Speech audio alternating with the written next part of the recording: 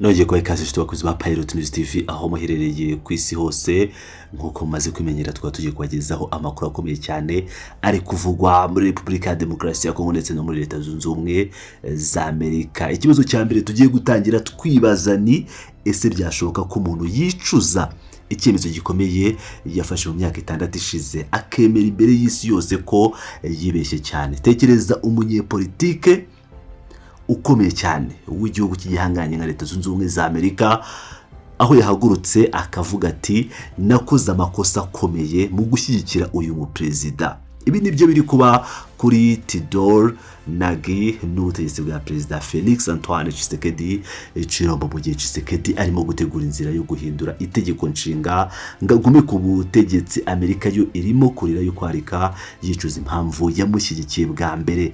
Muri kiganiro tugiye kureba mu buryo burambuye ibyavuzwe n'uyu munyadiplomate cyangwa umudiplomate, impamvu Tshisekedi ashaka manda ya gatatu n'ingaruka bishobora kugira kuri uyu umuturanyi wacu wa Kongo. Reka dutangire ku nkuru y'uwayoboye diplomasi ya Amerika muri Afrika, Tidor Nagi, wigeze kuba umunyamabanga leta wungirije wa Amerika ushinzwe ibibazo bya Afrika. Yateye benshi ubwoba kuri uyu wa kane tariki ya 7 Gicurasi ubwo yakoreshaga imvugo ikomeye cyane yo kwicuza. Gusa benshi babibonye nk'igikorwa cy'abagabo. Umunyarwanda w'umuhanga yaricaye araterura ati ubugabo butisubiyeho ububyara ububwa. Nagi yavuze ijambo rikomeye agira ati kimwe mu bintu nicuza cyane mu gihe cyanjye muri diplomasi ya Amerika n'uburyo natsimbaraye nkamamaza ko Leta ya Leta Zunze Ubumwe za Amerika igomba gushyigikira Felix Tshisekedi ngabe yatsinda amatora yo muri 2018. Uyu mugabo niyahagarariye aho cyangwa niyaharekeye aho, yongeye hati natekerezaga ko azabatandukanye n'abandi kazateza imbere inyungu z'abaturage ba Kongo. Mbega uburyo nibeshye cyane. Ibi bintu ni by'agaciro kenshi kubisesengura kuki uyu mudiplomate avuze ibi bintu magingaye. Nuko mu mwaka wa 2018 amatora yo muri Repubulika ya Demokarasi ya Kongo yabaye mu rujijo rukomeye. Benshi bemeza ko Martin Fayulu ariwe wayatsinze, ariko Amerika binyuze mu mbaraga za Tidor Nagi yafashe icyemezo cyo kwemera ko Tshisekedi ariwe watsinze amatora kugira ngo habeho icyo bise ihererekanya bubasha mu mahoro. Tidor Nagi avuga ko icyo gihe yari afite icyizere ko Tshisekedi agiye kuzana impinduka, ariko nyuma y'imyaka 6 abona ko ibyo yibwiraga byose byari inzozi. Ibi twereka ko politike mpuzamahanga kenshi ishingira ku cyizere gishobora kuyoyoka iyo impamvu z'abaturage zitashyizwe imbere. Uku kwicuza kwa Nagi si ibintu bisanzwe mu rwego rwa diplomasi. Ni nkaho Amerika iteye ishoti ubutegetsi bwa Kinshasa ivuga ko bitagishoboka kubwiringira. Kugira ngo twumve neza uburemere bwo kukwicuza kwa Tidor Nagi, reka tugaruke nyuma gato mu mwaka wa 2019. Icyo gihe ibintu byari bimeze nk'ibirori ubwo Nagi yakiraga Tshisekedi i Washington DC muri Mata 2019. Amagambo yakoresheje yarasize amavuta, yarasize umunyu. Icyo gihe Nagi yavuze ko Tshisekedi ari perezida wa mbere wa diplomasi nyayo mu mateka ya Afrika yo hagati. Yagiye kure ndetse avuga ko umwaka wa 2019 ugomba kuba umwaka wa Kongo. Nagi yashimye Tshisekedi ku ngingo zikurikira ari nazo ubusanga zarabaye ibinyoma bisa. Ingingo ya mbere hari gutsura umubano n'ibihugu by'abaturanyi.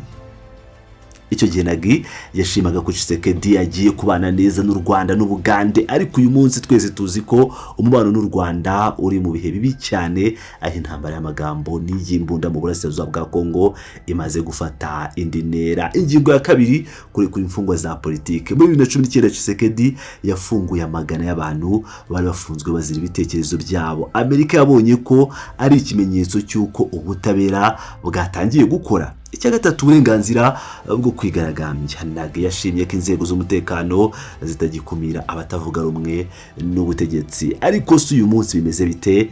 Ibyo byose Nagi yashimaga byarahindutse. Abatavuga rumwe n'ubutegetsi barara bafatwa, imyigaragambyo irakumirwa, igakumirwa n'inkoni n'amasasu, kandi umubano n'abaturanyi ugeze kure ugwa mu manga. Ibi nibyo bituma Nagi avuga ati nibeshye cyane cyangwa naribeshye cyane. I was so wrong.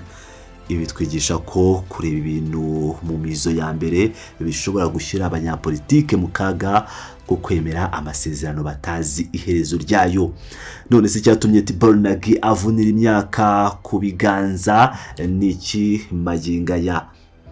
Ni amagambo akomeye Tshisekedi aherutse kuvuga mu kiganiro n'abanyamakuru i Kinshasa cyamaze amasaha 3.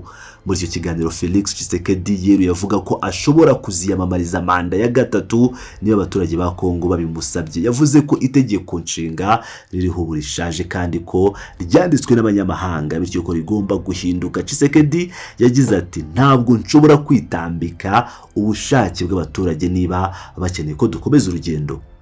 Iyi mvugo yo kuvuga ngo abaturage niba bishaka twayumvise kenshi muri Afrika, akenshi niyo ntangiriro yo guhindura itegeko nshinga kugira ngo umukuru w'igihugu agumeho ubuziraherezo. Tshisekedi yavuze ko ibyo guhindura itegeko nshinga bizanyura mu matora ya referendum cyangwa kamaramaka. Ariko ikibazo gihari ni iki? Ese mu gihugu kiri mu ntambara bishoboka bite gukora referendum inyuze mu mucyo? Icyateye impungenge kurushaho nuko Tshisekedi yongeyeho ko niba intambara y'umurasirazuba bwa Kongo ikomeje, amatora ateganyijwe muri 2028 ashobora kutazaba. Ibi bishatse kuvuga ko intambara ishobora kuba urwitwazo rwo kugundira ubutegetsi. Ibyo byarakaje abatavuga rumwe n'ubutegetsi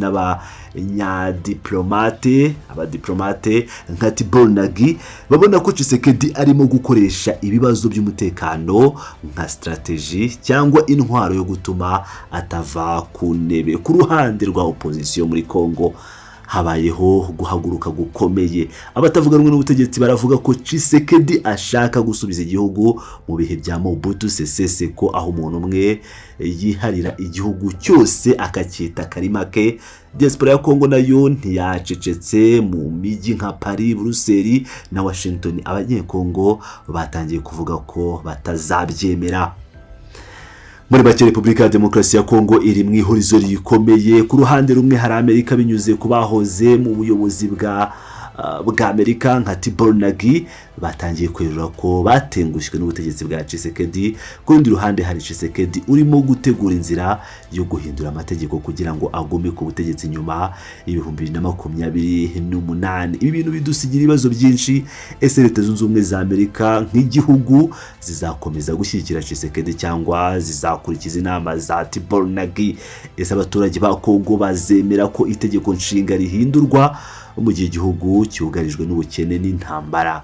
Ese ubundi umubano wa Repubulika ya Demokarasi ya Kongo n'ibihugu by'abaturanyi uragana he niba diplomasi yarananiranye bigeraho Amerika yicuza ubufasha yahaye Kinshasa? Ibi byose birerekana ko muri politike inshuti y'uyu munsi ishobora kuba umwanzi w'ejo, kandi ibyishimo by'itorwa rya mbere bishobora guhindukamo agahinda k'ubutegetsi bw'igitugu. Turakomeza kubibakurikiranira umunsi ku munsi. Niba ukunda amakuru tukugezaho kanda like, subscribe na share, ubundi dukomeze tubane 5 kuri 5. Ndabashimiye, murakoze kandi turaza gusubira mu yindi nkuru itaha.